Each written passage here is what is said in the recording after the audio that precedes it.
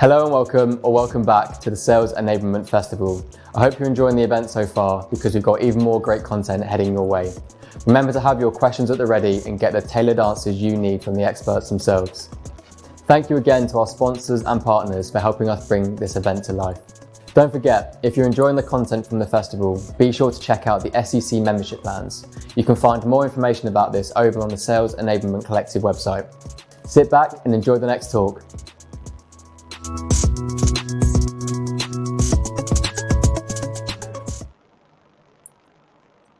Hello, everyone, and welcome to the Sales Enablement Festival.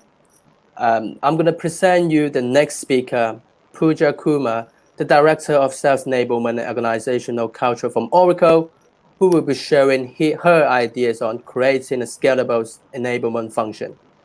Pooja, the stage is yours now. Thank you, Ryan, aka Richard, and welcome everyone. Welcome from sunny or not so sunny KL. It's just started raining. I hope you're well. I'm absolutely thrilled to be here with you today for a couple of reasons. One, because I've been in the sales enablement function for about 15 years before it was called that. And I love watching this function grow and the profession really making a difference to businesses and people. And secondly, I'm also quite excited, and thank you, Sales Enablement Collective, for bringing something like this to us at Asia Pacific time zones. I've been on a few conferences for sales enablement, and they've been 3 a.m. my time. So I'm thrilled to be here. I am the Director for Sales Enablement and Oracle and Organizational Culture at the Business Development Group for Oracle, Japan and Asia Pacific. And I've been asked to come here and share a little bit about my journey with you and specifically how I've set up the sales enablement function for the Business Development Group at Oracle Asia Pacific, and how we've scaled over the last 3 years. But I'd like to give you a little bit of a perspective on me first, and I'll try and do that a little quickly. So I've been with the IT industry for about 21 years. I started off in sales, and for 15 years, I've worked in enablement functions regionally in Asia Pacific and globally. I have been able to have the pleasure of working with sales teams of all across the spectrum of sales. So that is from BDRs and inside sales to channel and field sales teams and key account directors. I am a coach as well, and I have a passion project. It's called Coffee Collaboration and Enablement.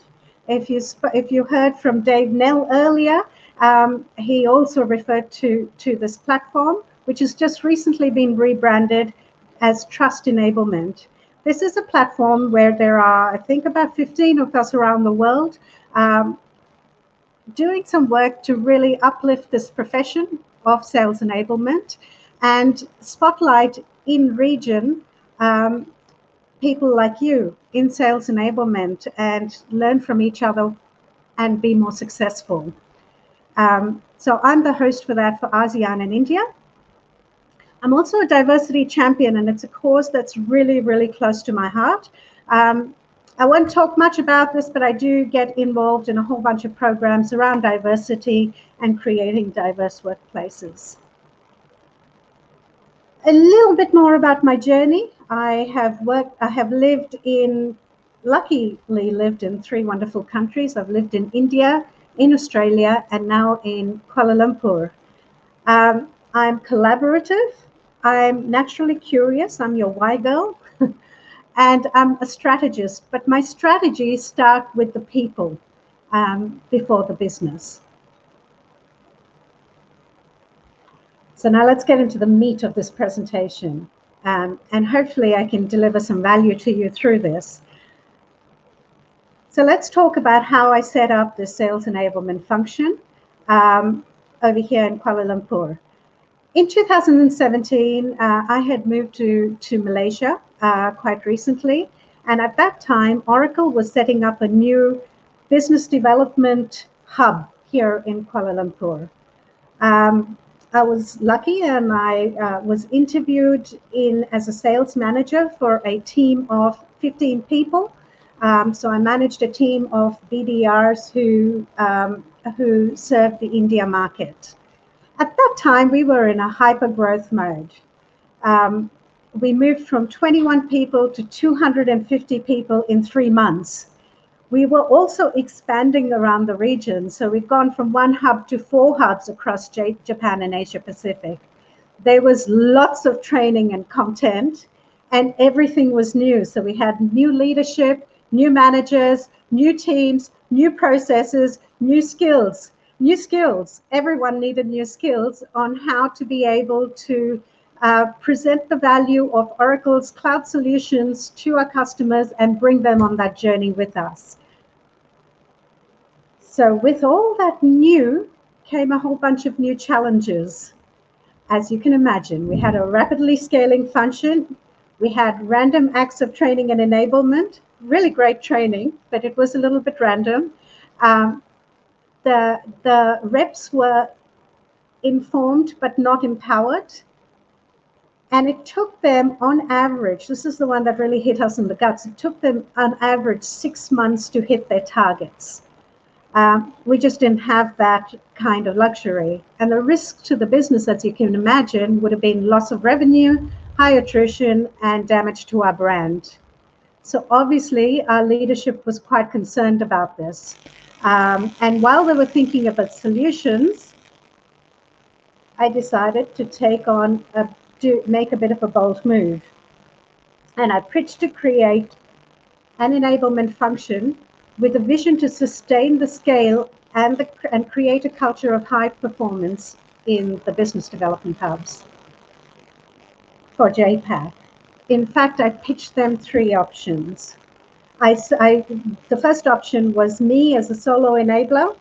The second option was me and a team of 5 to be able to really scale quickly.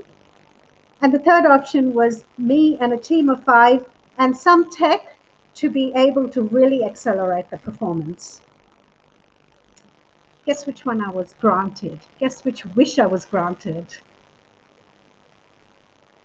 You got it. I can't see the chat, but I hope someone said just you starting alone. And that was it. That's what happens to so many people from in the enablement function. You get told to, hey, you know what? I don't have any headcount, but why don't you go and start something? Most of us start as solo enablers. So I did. And in order to get started, I did a few things. Now, guys, if there is nothing else that you take away from this presentation, there's 3 things I'd like you to remember. 3 words about how I got started. The first word is align. The second word is challenge. And the third word is communicate. And let me uncover that a little bit more. So as I got started, the first piece for me to do was to really get close to the business. So I aligned to the business. In fact, that reporting line was directly into the VP of Business Development. And I was completely linked in with her priorities and her leadership team. The second piece, or the second part, then I went in to really understand the challenge. Now, I had a perception of what the challenge was. And a lot of people told me what the challenge was, but I went off and I gathered some evidence through data and through listening. And listening, not just to what the leadership is saying, but also listening to what the BDCs were doing, what my BDRs were doing, listening to their problems. I interviewed a whole bunch of BDRs during this period of time, and I came up with, and I listened to some of their calls as well, and I came up with a point of view on what the challenges really are. With that, I defined my charter for the sales enablement function, which has evolved over the last 3 years. But I defined my charter of where I was going to get started and what I was going to do. And I communicated that widely to everyone, whether they were willing to listen or not. I then collaborated. Now, this was huge, right? Because as a one-man show, You needed to find, and I bet you guys are in the same space, or some of you are in the same space, and if you're not, please write to me because you're very lucky. But the big piece was to collaborate and find partners and friends across the organization that I could partner with to really drive the outcomes that I wanted. And then finally, I always start with the beginning in mind. So if there is a new program, so setting up an enablement function, it was really important for me to understand what the measure of success would look like. And that was 100% baked into business impact and communicated what that was going to look like. So I started off, guys, as a team of one, but within 6 months, I am lucky enough, I was given, because I guess I proved value in what we were doing with what the program I was building and my vision. I was given actually 3 headcount. I just happened to lose one along the way recently. But I have currently 2 headcount in my team. So there's me and there's Shiva, who looks after the tech side of our business, and which is one of our 2 pillars in the business, and Soraya, who looks after the application side of the business. And they drive the sales enablement strategy and coaching in those teams. Apart from that, though, I've got a whole bunch of other people that I work with. So we work with, and what you see in yellow are my key partners. I work very closely with business leaders and business operations, marketing, go-to-market, manager development team, our solution consultant team, our sales training organization, which has incredible training. And all of us together are working towards one goal in the business, and that's to drive performance for the business development group, which is through opportunity, pipeline, and deal progression. That's how we measure performance. So now let me talk to you about our sales enablement charter. As I said earlier, this has evolved over the last, I would say, well, over the last 3 years, it's definitely evolved. It's evolved a lot more in the last 18 months as we've become a lot more mature than where we started. It is a bit wordy, but if you are defining your sales enablement charter, I would recommend be as specific as you can. Leave no room for ambiguity or guesswork. So my sales enablement charter, or my team sales enablement charter, is the purpose of sales enablement is to engage, equip, and empower our business development consultants to be valuable, relevant, and differentiating in every buyer interaction. We do this by enabling our reps to optimize their productivity through consistent and scalable services designed to maximize revenue and ROI. It covers training, content alignment, and coaching. I've got a huge focus on coaching, and I've noticed, I was on Dave Nell's first interview, first talk, and he talks a lot about coaching as well, and the power of coaching for organizations. In areas such as selling skills, techniques, sales processes, key campaigns, and solution training. So I was very specific, or developed over the last 3 years a very specific charter, because I really felt like we needed this. All our programs come back to this so that we don't get distracted by the new shiny object, that some of the executives have sometimes. We needed to keep focused, and this is what's going to drive results for us. So to talk about a little bit about the services that we offer, or the services that we have developed over the last 3 years. Now, I've purposely done this in the form of a puzzle to show you that it is not complete. And as the business evolves, our services evolve. I started off with onboarding because my first challenge was what? It was onboarding and being able to get to pipe really quickly. So we created a program on onboarding, sales training, new hire acceleration, sales coaching, Then did a little bit more deep dive into solution training, sales plays. We do a lot of work in aligning content to customer journeys. We also have introduced or have strong programs around leadership development, manager coaching, and top talent development and coaching.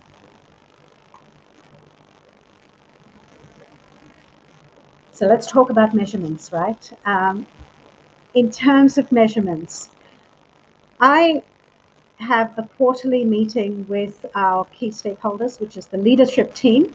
And what I presented, so firstly, I have a weekly interlock with them to make sure that we're going in the right direction. And my team have a weekly interlock with them, with their stakeholders, to make sure they're going in the right direction. But on a quarterly basis, we sit down and we say, what have we done to create impact on the business? So in order to do that, we have some sub KPIs to make sure that we're being guided or we're moving in the right direction. And these are feedback, coaching hours, training hours per rep, employee engagement and training programs. But the things that I do present to the leadership teams are hard KPIs, which you see on the right of your slide. So firstly, our team is on a bonus plan that's aligned directly to the performance of their teams. So Shivam his bonus plan is aligned to tech. Soraya's bonus plan is aligned to apps, and I'm aligned to the whole business development group in terms of performance. The first thing that we measure on is pipeline opportunity and progression. That is what everyone in our organization measures themselves on, to be aligned to the business development reps KPIs. I then measure on coachee performance. As I've mentioned before, sales coaching and other areas of coaching are a huge part of the services that we offer. And actually, it's been pivotal in driving performance. And so we've got certain measures to see how well are our coaches performing. 90% of our coaches, if there are new hires in the sales coaching program, 90% of our coaches should have met or overachieved their targets in the first quarter of coaching them. And then finally, we also look at completion rates, right? Training and certification rates. So that is the value, that's how we quantify value, and that is what I present to our leadership teams quarterly.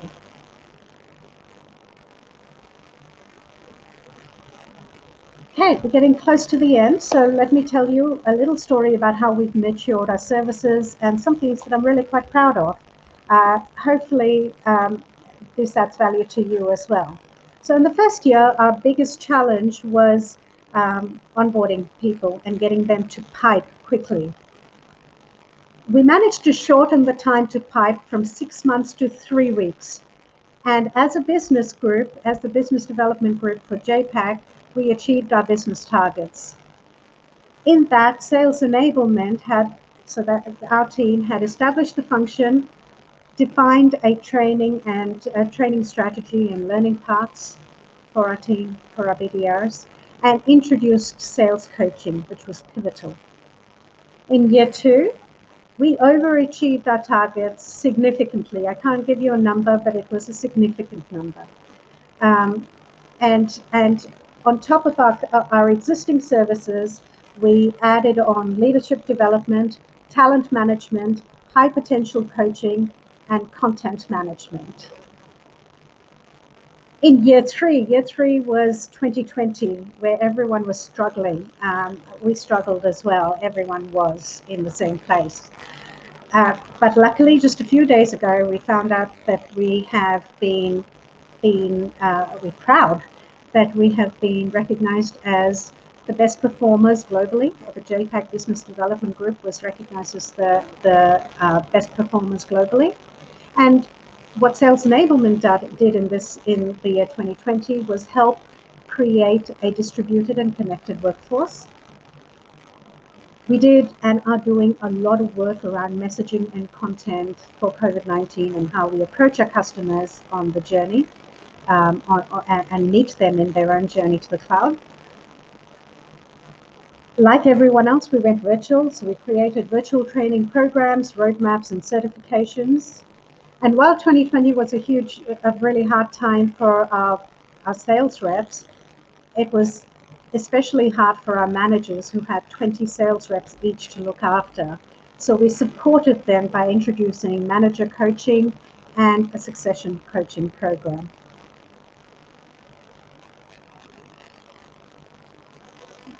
Sorry, I just lost my slides. So we're almost at the end of it, guys. I guess the key takeaways for me, again, my three words.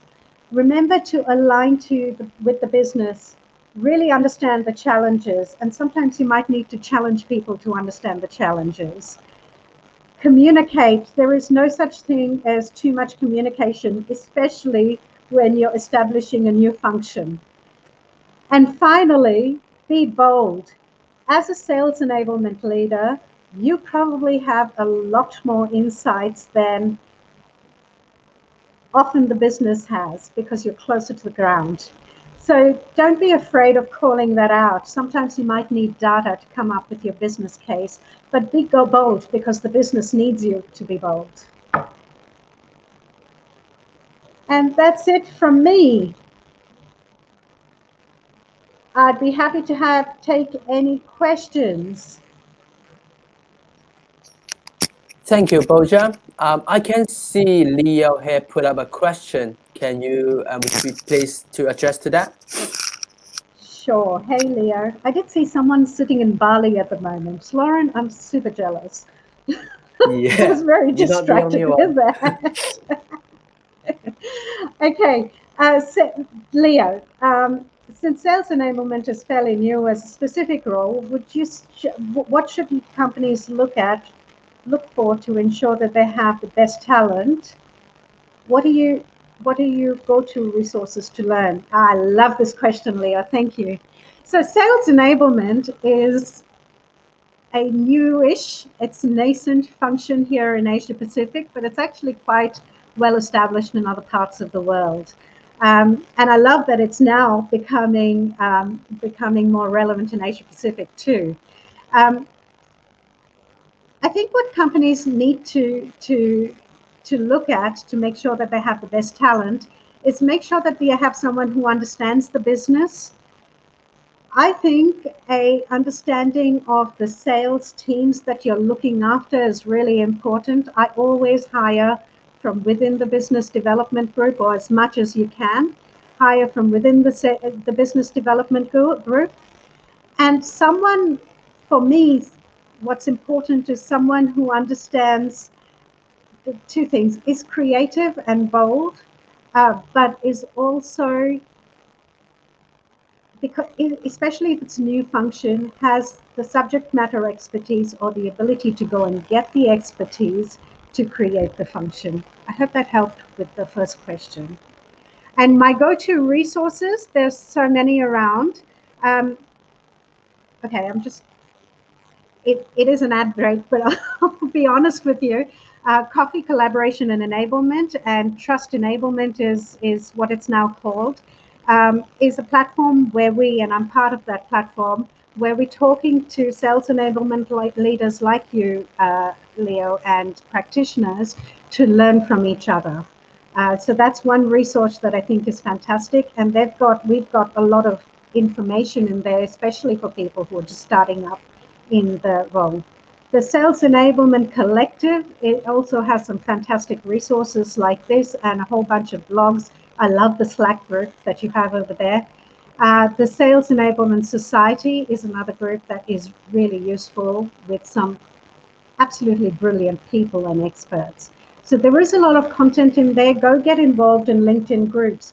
The thing that I love about the enablement community, guys, and I do this all the time, reach out to a person in Paris, in Cape Town, in, I don't know, in the US, anywhere around the world who works in sales enablement using LinkedIn, and say, can I have 5 minutes of your time? This is what I'm thinking. How do you do it? And you get so many insights. We are a community that are always willing to help each other. Leo, I hope that helped you. Okay. Yes, I think Leo give you some positive response in the chat. We Cool. also got a couple of other attendees asking questions. Which one would you like to go first? I'm just scrolling. I can go with any. Naresh, I can see yours next. Every time it is not possible to show success in numbers, how to showcase enablement wins to leadership? It's a great question. Naresh, I honestly feel if your program does not demonstrate success in terms of business numbers, you're not going to be able to get their attention. And in my 15 years, I've learned this the hard way. Yes, we've had training metrics and fantastic feedback, and that's all fantastic, and you're very valued by that. But the thing that's going to get you back to the table is if you are able to demonstrate success within the numbers. Now, it may not happen with every program, but make sure that you have a few programs or a few roadmaps in place that really speak to the leadership's key metrics. Hopefully that helps.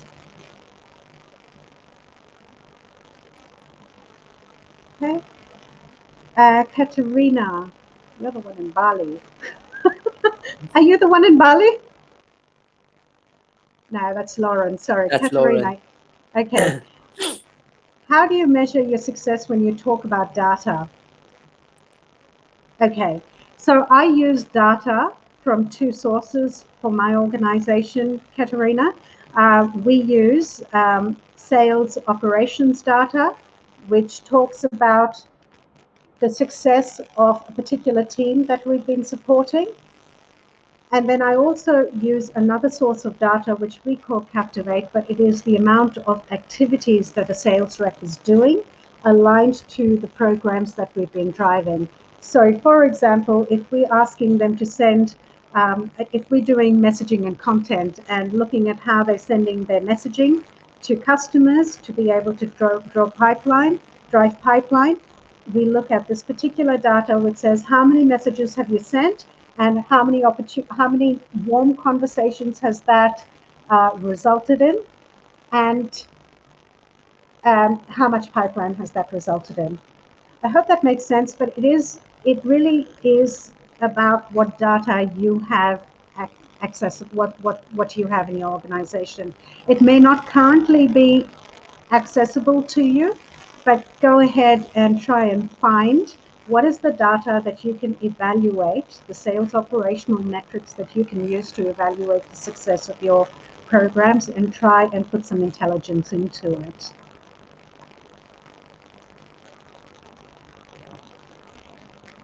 Okay. Lauren, most enablement pros on this call are with much smaller and less resourced companies. How would you advise these folks to develop a strategic enablement plan? It's a great question, Lauren. I've spoken to a lot of people in smaller companies. I think it goes back to those three things again. Align to leadership. Get onto that leadership table and make sure you understand the priorities. The second piece, which was around understand the challenges or challenge the norm. And that might be what you need to do, especially in a in a smaller company. You may need to challenge the norm and show them another way. So align, challenge, and then thirdly, communicate. Create a charter, communicate it, create a programmatic structure, and look at what you can do to measure impact in terms of business measure. And I have spoken to a lot of people in smaller companies, and they do struggle with this. So get as close as you can to the leadership as you can. Michael, I'm in a very rainy Sydney right now. I started the SE function here at Elmo Software. What level of authority do you recommend SE has within the business? I don't know Elmo Software, but it sounds fun.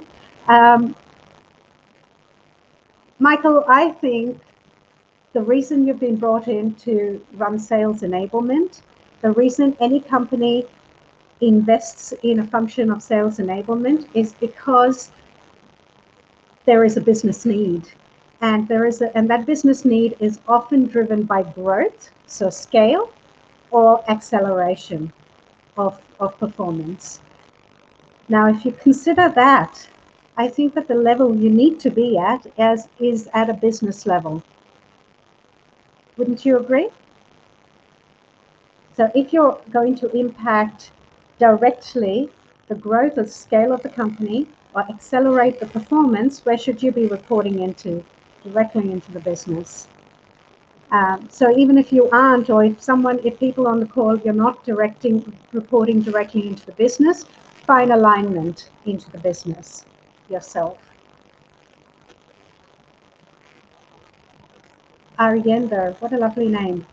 Hi Pooja, thanks for a great session. Could you please advise on a sales enablement tool that you think would be beneficial for any organization to upskill and automate the process? Arienda, I wish I could. I work with Oracle and previously with IBM. We've got internal tools and we create internal tools. We've got some great internal tools which we could sell to you as well. But I'm not the right person on tools, unfortunately. I know that there is someone who will be talking about the work, because I've spoken to him directly. Thomas, forgotten his last name. I think it's Thomas Cherian. But he will be speaking tomorrow especially around tools and the work that he's done around tools. If you connect with me on LinkedIn, I'll be able to tell you which session to go into, because I think that'll be a great story for you, a great session for you. Okay, guys, I think I'm at the end of the questions. Is that right? Yes, by the look of it. And thank you, Pooja, for your presentation, for your address to those questions, and thanks for the time and then joining us as a speaker. We highly appreciate your content here. No worries. Hey, guys, connect with me. I'd love to be able to speak to all of you and get to know you all. Take care. Yes, take care, everyone. I'll see you guys next time. Have a nice day. Take care. Bye-bye. Take care.